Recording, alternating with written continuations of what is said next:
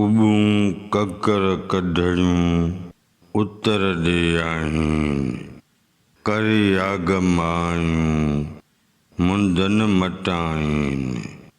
मथां लोक लतीफ़ चए गूंदर गवाइनि, पलर पियारीनि उञनि आब अगूंदरो। नवनि लफ़्ज़नि जी माना। उब माना पाणीअ जो बुख़ार, बाफ़ सावण जे मींहं में छांयल ककरनि जा हल्का ऐं हेठां हलंदड़ धुआं। उब माना बदली यानी नंढड़ो बादलड़ो। उब लफ़्ज़ जो जमो आहे उबूं। कढड़ियूं माना कढियूं। ही लफ़्ज़ कढण जो फ़ेल माज़ी आहे। फ़ेल कढण सां इस्म तस्ख़ीर मोनस मिलाइबो त कढड़ियूं थी पवंदो। आगम माना झुड़ या मींहं जो सायो। ही लफ़्ज़ लतीफ़ साईं ॿियनि बैतनि में पिणु कमु आंदो आहे। आगम ईअं न अंग जहिड़ो पसण प्रिय जो। आगम कया अल्लाह लॻह पसु लतीफ़ चए। गूंदर माना ग़म या ॻणती। लफ़्ज़ गूंदर लतीफ़ साईं केतिरनि ई बैतनि में कमु आंदो आहे। मिसाल तौरु गूंदर हथ न पेर विरह मंझि वहियूं, वलिनि जीअं वरियाम गूंदर ग़म पिरनि जा। गवाइण माना गुम करणु, विञाइणु। गवाइनि माना विञाइनि। पलर माना मींहं जो पाणी। अगूंदरो माना ग़म टार। बैत जे मिसरनि जी सादी सम्झाणी। उबूं ककर कढड़ियूं उतर ॾे आहिनि।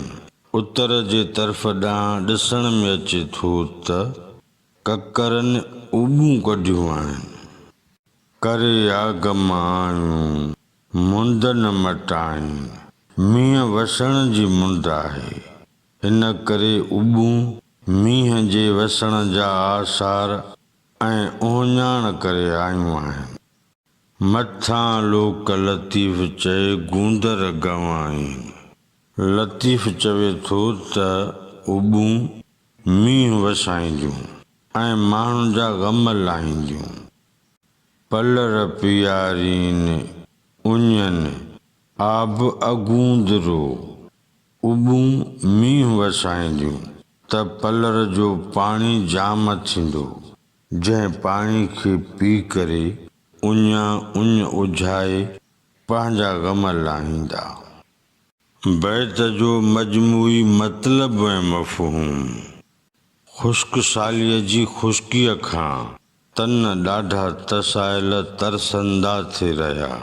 ॾाढा ॾींहं गुज़री विया हा जो ककर कोन वठा हा। उन करे माल माण्हू तोड़े हसरात सभु बारिश ऐं बरसात लाइ वाए वाझाए रहिया हा त जेकर वसे हींअर जो हींअर वसे। आख़िरकार अलाह साईं उञारनि जी इल्तिजा क़बूल कई। ककरनि जूं उबूं निकितियूं जंहिंजो ज़िक्र भिटाईअ बैत में बयानु कयो आहे। उबूं ककर कढड़ियूं उतर ॾे आहिनि, करे आगमायूं मुंदन मटाइनि। मथां लोक लतीफ़ चए गूंदर गवाइनि, पलर पियारीनि उञनि आब अगूंदरो। हाणे ग़म अलम हलिया वेंदा, छो जो उतर जे तरफ़ ॾांहुं ककरनि उबूं कढियूं आहिनि। मींहं वसण जी मुंद आहे, उन करे इहे उबूं वसण जा वेश करे आयूं आहिनि।